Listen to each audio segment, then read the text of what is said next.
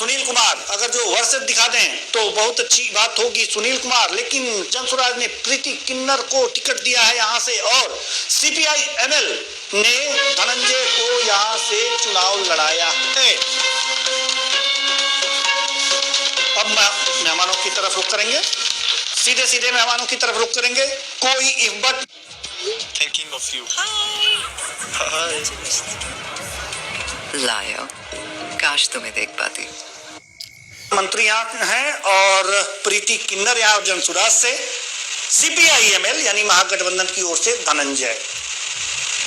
संजय जी देखिए, भोरे सीट जो है वो वामपंथियों का पुराना गढ़ रहा है। यहाँ उनका संगठन है, यहाँ बूथ लेवल तक उनके कार्यकर्ता हैं। यहाँ उन्होंने आंदोलन लंबे समय तक चलाया है, भूमि आंदोलन चलाया है, मजदूरों के लिए संघर्ष किया है।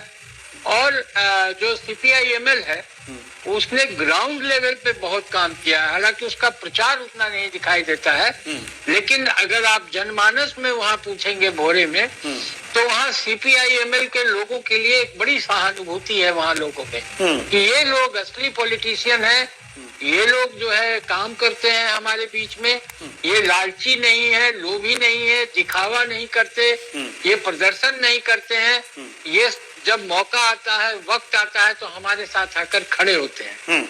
ऐसी स्थिति में जो सीपीआई एमएल के पिछले चुनाव में भी जो परफॉर्मेंस रहा है वो ओवरऑल बिहार में बहुत अच्छा रहा है और इस बार भी मुझे लगता है कि भोरे में उनका परफॉर्मेंस बहुत अच्छा होने जा रहा है।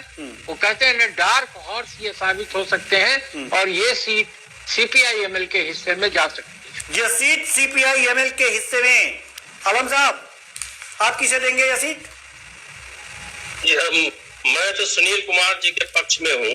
रीजन उसका है कि Sunil Kumar ji being a police officer एक अच्छा उनका वो छवि रहा है, नीतीश कुमार के पसंदीदा नेताओं में से है। और एक बात जान लीजिए कि सुनील कुमार जी का भी वो छटनी में चला गया था ये तो ये सीट जो है नीतीश कुमार जी ने बीजेपी और जो एलजेपी का जो परपंच था उससे छीन के अपने सुनील कुमार जी को फिर से वो बोला कि कैसे ये होगा। तो इसलिए वो उस कारण से भी सुनील कुमार जी को उसका वो लाभ मिला है लोगों में, जो उनके वोटर थे तो उनको ये सपोर्ट बढ़ा है उस कारण से। और वैसे भी जो उनके रिज्म में काम हुआ है, शिक्षा मंत्री थे तो बहाली भी उनके समय में अच्छा खासा हुआ है। और एक तरीके से नीतीश को जदयू और जो एनडीए है वो एक तरीके से जो उनका विभाग है वो बोलने के लिए आज जो बोल रहे हैं कि इतनी लोगों को हमने नियुक्ति दी है, इतना जो है नौकरी बांटा, तो उसमें सुनील जी का एक परफॉर्मेंस बहुत अच्छा रहा है। तो इसलिए उनको इन सब चीजों का फायदा मिलता हुआ नजर आ रहा है। तो इसलिए सुनील कुमार जी वहां पर बहुत मजबूत स्थिति में है और कहीं ना कहीं जो महागठबंधन का वोट बैंक है उसमें भी वो सेंध मार रहे हैं। इसलिए सुनील जी, आप फिर टाई कर दिया आप लोगों ने। हमारे पास जो विद्वान है अपने अपने विश्लेषण इस तरह से दे रहे हैं कि सोचना पड़ जा रहा है। तो हम अब पीसीआर से निवेदन करेंगे कि अब हम अपने प्रतिशत की तरफ जाएंगे। भाई हम कुछ नहीं कहेंगे, अब प्रतिशत देख लें कि क्या है, क्या स्थितियां हैं प्रतिशत की। फुल स्क्रीन जरा दीजिए प्रतिशत जी। ये 2010 में यहाँ पर बीजेपी है, इंद्रदेव माझी यहाँ 51% और आरजेडी 15% है, आप देख सकते हैं।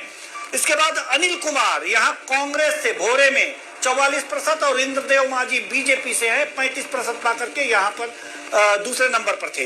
वहीं अगर जो भोरे का देखें तो 2020 में 40.50% और यहाँ पर जेडीयू पाई और 40 माफ कीजिएगा जो अन्य जो हमारे पास आंकड़े हैं वो ये कह रहे हैं कि यहाँ पर 2020 के जो आंकड़े हमारे पास हैं वो हम बता रहे हैं आपको कि यहाँ पर जो 2020 में भारतीय जनता पार्टी 43% और दूसरे नंबर पर थी बहुजन समाज पार्टी 22%। यहाँ कांग्रेस तीसरे स्थान पर थी। तो तीसरे स्थान से पहले स्थान पे जाने में कुछ दिक्कतें हो सकती हैं। यानी कि जो आंकड़े हैं एक बार हम ये दिखाना चाहेंगे, एक बार फिर दिखाना चाहेंगे कि जो आंकड़े हैं वो ये बता रहे हैं कि 2020 में 40.50% है और एक बार और चलाइए 10 में भी बीजेपी है 51% पर है और यहाँ पर आरजेडी 15% पर, 15 से उठ करके और जो है वो कांग्रेस 44 पर पहुंच गई है, अचानक पहुंच गई है। ये देखने वाली बीजेपी दूसरे नंबर पर आ गई है लेकिन 35% पाई है, 40.50%। बड़ी विचित्र स्थिति। आंकड़े भी यही कह रहे हैं कि अगर अचानक उछाल होता है तो मिलेगा, लेकिन अचानक उछाल होने के क्या कारण बन सकते हैं, ये सबसे बड़ी बात है। क्या अचानक उछाल हो सकता है? तो अचानक उछाल इसलिए हो सकता है यहाँ पर सीपीआई-एमएल के जो कार्यकर्ता हैं यानी जमीन पर काम किए हैं, प्रचार नहीं है, सहानुभूति है और इसलिए संजय जी का विश्लेषण यहाँ पर जो जा रहा है सीपीआई-एमएल की तरफ वो हम डिक्लेयर करते हैं, यानी कि ये महागठबंधन को सीट जा रही है। उठाना जा सकते हैं आप, महागठबंधन को जा रही है ये सीट आगे। अब तो हम थोड़ी देर के लिए रुकना चाहेंगे अपने मेहमानों को और रुख करेंगे अगर जो 5 सीटें हैं जिन पर अगला विश्लेषण होगा, हम अपने मेहमानों को और साथ ही साथ अपने दर्शकों को भी उसके बारे में बताना चाहेंगे। सिवान